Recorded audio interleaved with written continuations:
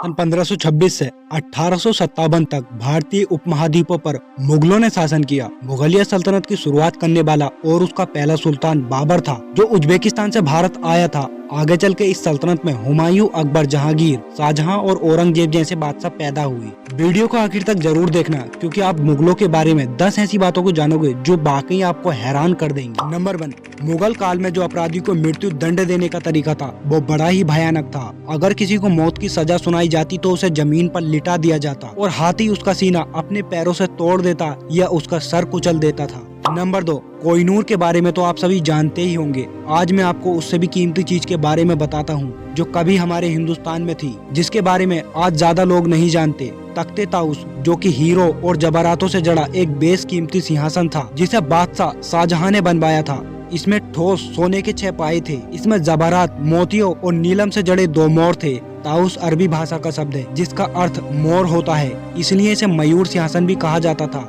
तख्ते ताउस की कीमत 17वीं सदी में भी करोड़ों में आंकी गई थी और इसे बनाने में 7 साल लगे थे। पूरा सिंहासन रत्नों और बेशकीमती मोतियों का बना था और बेहद खास मौकों पर इसे बादशाह के लिए राज दरबार में लाया जाता था। तख्ते ताउस पहले आगरा के किले में था, बाद में इसे दिल्ली के लाल किले में लाया गया। इतिहास में ऐसा तक ना तो शाहजहां से पहले और ना ही बाद में किसी राजा या महाराजा ने बनवाया। ईरान के बादशाह नादिर शाह ने जब दिल्ली पर हमला किया तो वो सारी धन दौलत लूटने के साथ साथ तख्ते ताउस को भी अपने साथ ईरान ले गया। सन 1747 में नादिर शाह की हत्या हो गई और इसके बाद ये सिंहासन अचानक गायब हो गया। तब से लेकर आज तक इसका कोई अता पता नहीं है कि ये अब तक कहाँ है। समय समय पर सरकारें इसका पता लगाने की कोशिश करती रही हैं। दोस्तों, आपको क्या लगता है तख्ते ताउस कहाँ हो सकता है? कमेंट करके बताइएगा। नंबर 3, किसी जमाने में दुनिया का बेशकीमती हीरा कोहिनूर शाहजहां के तख्ते ताउस पर जड़ा हुआ था। कोहिनूर के बारे में कहा जाता था कि जो इस हीरे का मालिक है वो इस पूरी दुनिया का मालिक है। उस जमाने में भी कोहिनूर हीरे की कीमत इतनी थी कि उसे बेचकर पूरी दुनिया को 2.5 दिनों तक खाना खिलाया जा सकता था। सन 1739 तक ये हीरा मुगलों के पास रहा।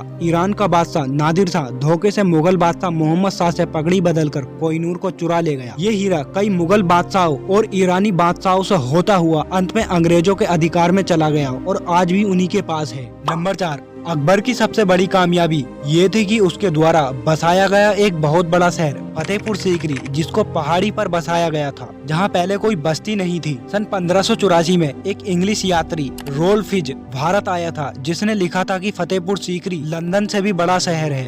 अकबर एक कामयाब बादशाह होने के साथ साथ एक कला प्रेमी भी था। फतेहपुर सीकरी का निर्माण अकबर ने अपनी निगरानी में करवाया था और अकबर ने खुद फतेहपुर सीकरी शहर का नक्शा बनवाने में मदद की थी। पहले मुगल साम्राज्य की राजधानी आगरा थी। फतेहपुर सीकरी को अकबर ने नई राजधानी बनाया। फतेहपुर सीकरी सन 1570 से लेकर 1585 तक मुगल साम्राज्य की राजधानी रहा और पानी की कमी की वजह से सिर्फ 15 साल ही में यह शहर छोड़ दिया गया और राजधानी को फिर से आगरा ले जाया गया। इतिहास में पहले ऐसा कभी नहीं हुआ था कि एक इंसान के सपनों से इतना बड़ा शहर बसाया गया हो और उसे सिर्फ 15 साल ही में वीरान कर दिया गया हो। नंबर 5, दुनिया का सबसे बड़ा दरवाजा बादशाह अकबर ने बनवाया था। आगरा से 36 किलोमीटर की दूरी पर मौजूद फतेहपुर सीकरी का बुलंद दरवाजा दुनिया का सबसे बड़ा दरवाजा है। बुलंद शब्द का अर्थ होता है महान या ऊंचा। इस दरवाजे को अकबर ने सन 1601 में बनवाया था और ये 177 फुट ऊंचा है। नंबर 6, हुमायूं, जो कि बाबर का बेटा था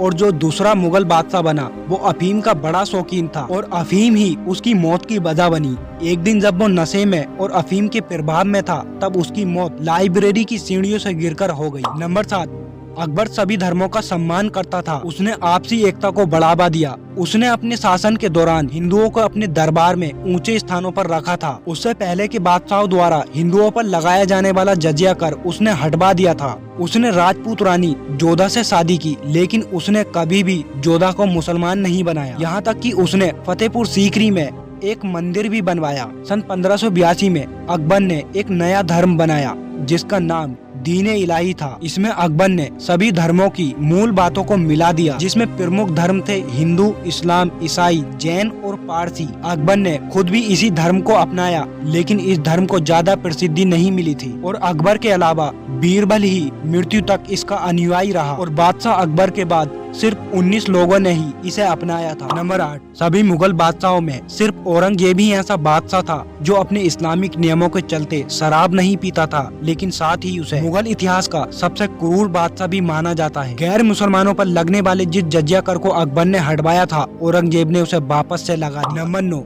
कहा जाता है कि हुक्का मुगल काल की ही इन्वेंशन है। 16वीं सदी में यूरोपियन तंबाकू भारत लेकर आए और इसके बाद फतेहपुर सीकरी में अकबर के एक ईरानी डॉक्टर अबुल फतेह गिलानी ने हुक्के की खोज की थी। नंबर 10, मुगल सल्तनत की नींव रखने वाला बाबर एक पैदाइशी योद्धा था। वो अपनी पिता की ओर से तैमूर लंग का 5वां वंशज था और अपनी माता की ओर से चंगेज खान का 14वां वंशज था। जब वो 12 साल का था तो उसे विरासत में फरगाना शहर मिला और वो वहाँ का बादशाह बना। और 2 साल बाद जब वो 14 साल का हुआ तो उसने उज्बेकिस्तान के शहर समरकंद पर हमला करके उसे अपने कब्जे में कर लिया। सन 1505 तक वो कई जंगें लड़ चुका था।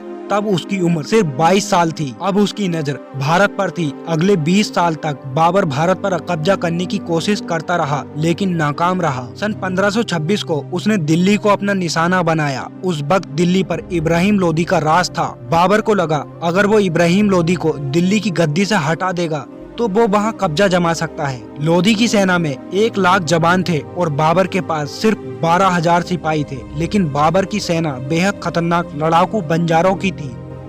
उनमें गजब का भाईचारा था। बाबर और इब्राहिम लोदी के बीच दिल्ली से 40 किलोमीटर दूर पानीपत में युद्ध हुआ।